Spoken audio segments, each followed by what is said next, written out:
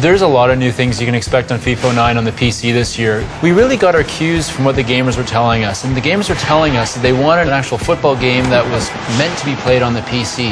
And that's really translated into the four things we focused on most this year. So the first thing we did is we actually are giving the gamers high-end graphics. So the game is going to look a lot better, especially if you have a really good PC. You're going to see the 3D grass, you're going to see the players in great detail, especially in those up-close shots. They're really the spitting image of those players, and they're going to look fantastic.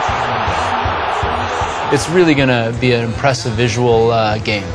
Second thing is the controls. We've gone and thought about how the gameplay could work on a PC different than other platforms, and we've actually realized, let's use the mouse as a control input. And what that lets you do is it lets you be a bit of more of a field marshal, about pointing and clicking exactly where you want your passes to go, where you want your teammates to run to, or who you want to control while defending. So it gives you a lot more control over the way you play the game.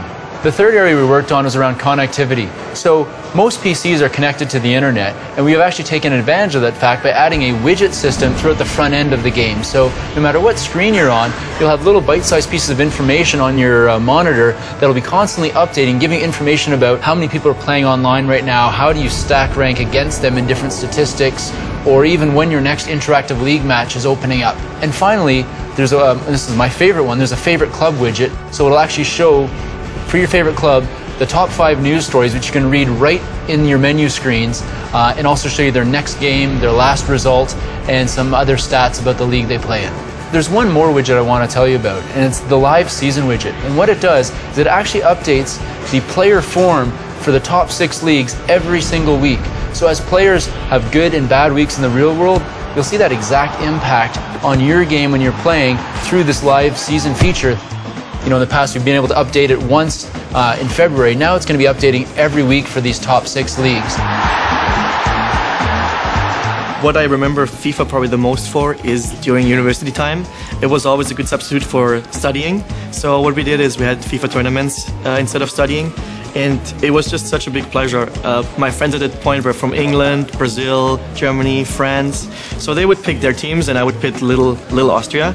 And I would pretty much kick their ass.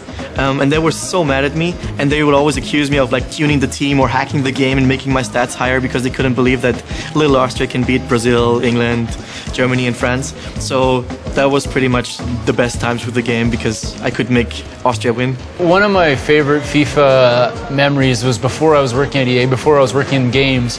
I had FIFA 2002, and the thing that stuck out the most for me, and I know it's kind of funny, but you could slide tackle the goalkeeper, and you'd get a red card automatically, but I couldn't resist so many times, and I'd end up slide tackling him.